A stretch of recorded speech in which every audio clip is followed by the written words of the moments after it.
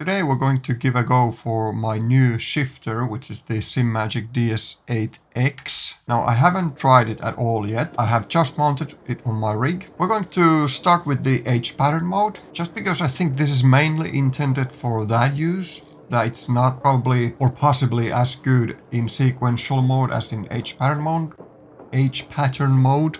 At least that's what I've read from the internet, and like I've said before, I trust everything I see on the internet. So that is why we're going to start with the H pattern mode and see how that works. And a bit of a disclaimer, I have not driven with an H pattern shifter in a long time, at least in a year, because I had the Moza sequential shifter for a year. So we'll see how this goes. Go 50, left of a crest, 70, left of a jump, 80. Slight left of a crest, long, tightens, jumps. It feels weird to have an H pattern mode. And 5 left, long, tightens. Weird and familiar at the same time. 5 right, 50.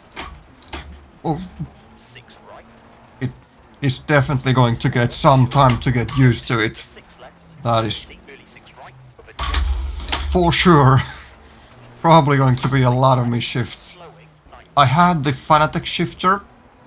I mean, that was my first shifter before I went with the Moza sequential. Small jump, So 220. compared to that, this feels a lot better. I can tell that much already. Bridge, The shifting feel is really solid and it feels satisfying. I was slightly worried that the shifter would be maybe too short for my rig with the H pattern knob, crest, 280. but that's just not the case. If anything, it might actually be still a bit too high, but I don't know. Slight right, It's fine. 50, 6 right, 100.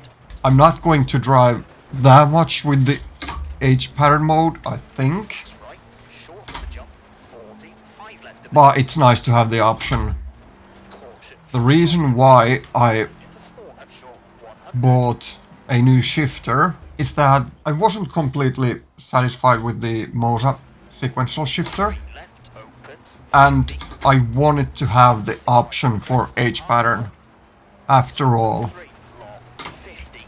I know that when I got the Moza shifter, Left of the crest, or the reason I bought it was that I felt that I don't need an H pattern mode at all, 6 left, tight, but I do like to have the option for it. crest, Even if I don't use it that much, it's still nice to turn acute, be able to do that. Like I said, I wasn't completely satisfied with the Moza shifter 220. because it had that really loud, annoying click sound when you shift gears.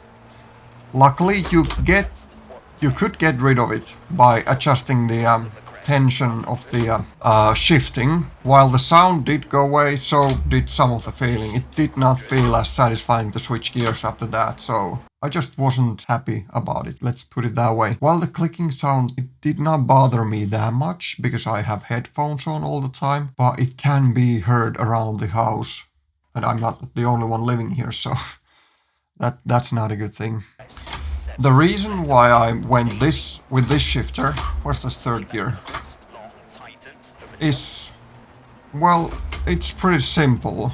There's very limited selection on shifters that have both sequential mode and the H pattern mode.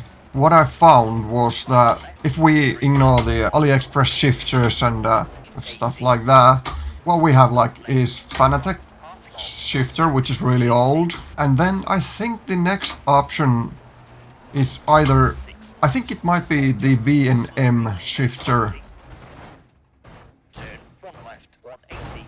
but I did not want to get that one because in order to switch from sequential to H pattern you had to screw the top of the shifter off, and yeah, 50, that wasn't an option for me. I want it to be like really quick and seamless, like in this one, and in the Fanatec shifter. This driving is horrendous, but the shifting feels great. This is an upgrade from the Fanatec shifter for sure. In my opinion, this is a expensive, like really expensive shifter. I know it's not the most expensive by any means. There's a lot more expensive than this one, But to me, it's still a really expensive piece of equipment. My expectations for it are quite high due to the price. Like, one thing immediately stood out to me was that it does not include the shifter knob for the sequential mode. Yeah, sure, you can use this same for that as well, but I think many of us can agree on that's not ideal. So the shifter alone cost me 459 euros. And on top of that, the shifter knob for the sequential was almost 50 euros, so really expensive in my eyes. I really like that. Unlike in other shifters, where you push down to get reverse or 7th or 8th gear, in this you lift this ring up and then you can access reverse and first gear, first 7th or 8th gear. So that was definitely one of the reasons I went with this one, but to be honest, there really wasn't any options to choose from, because I did not want to get the Fanatec shifter again, for obvious reasons, and I did not want to spend any more money than I already spent on this one, and I definitely wanted to have the switch between sequential and H pattern mode to be as easy as possible. I think we've done enough with the H pattern, 2 bad runs, so let's try the sequential now. Now this might be a little too stiff for my liking. Left of the crest, 70, left of a jump, 80. Slight left of a crest, long, tightens, over jumps. And bump into 6 right, short of a jump, and 5 left, long, tightens of a crest, 30. 5 right, 50. I'm not sure yet, it might be too stiff, but then again it might just be that I need to get used to it.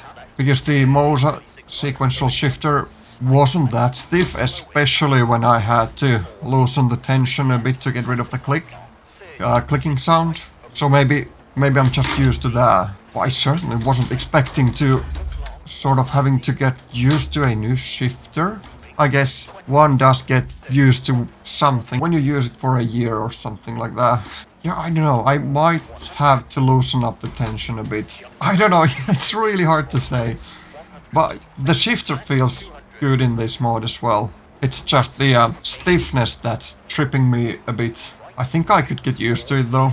Or I think I'm already starting to get used to it, which would be nice because I want to switch between the H pattern and sequential mode as easily as possible. So if I do have to adjust the tension, that's one step more, which I don't like. But regarding the sequential mode, I don't find that it feels worse than the H pattern mode. It's definitely a really solid feeling. It feels good to shift gears. I think I'll keep it at this tension and I'll try to get used to it. Because I don't want to end up in a situation that I have to actually adjust the tension when I switch from H pattern to sequential.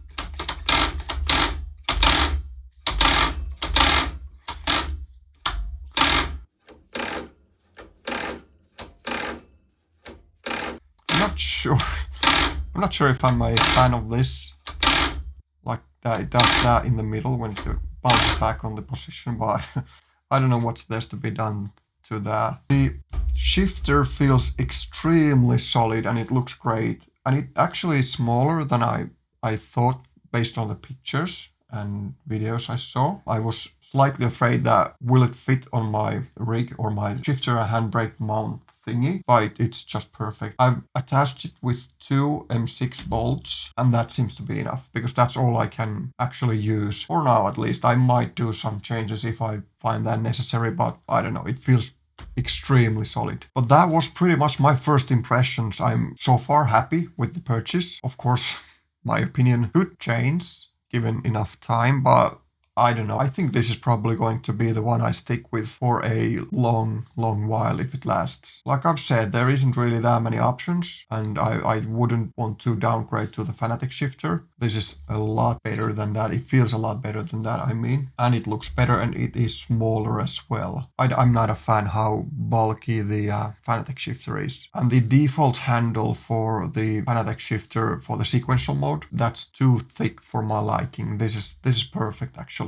This is really good. What I'm not a fan of is the pricing of this. It's way too expensive in my opinion, but I'm not an expert in that. I don't know the manufacturing costs, I don't know the R&D costs or anything, but I think this could be a tad cheaper, and I really wish they would include this other handle as well. Not handle, the knob, shifter knob. 50 euros for this, that's just robbery in daylight. I think that's the saying.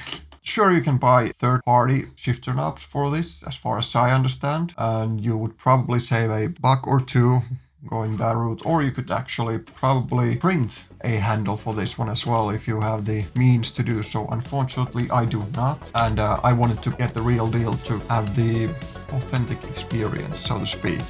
But no more talking, follow me.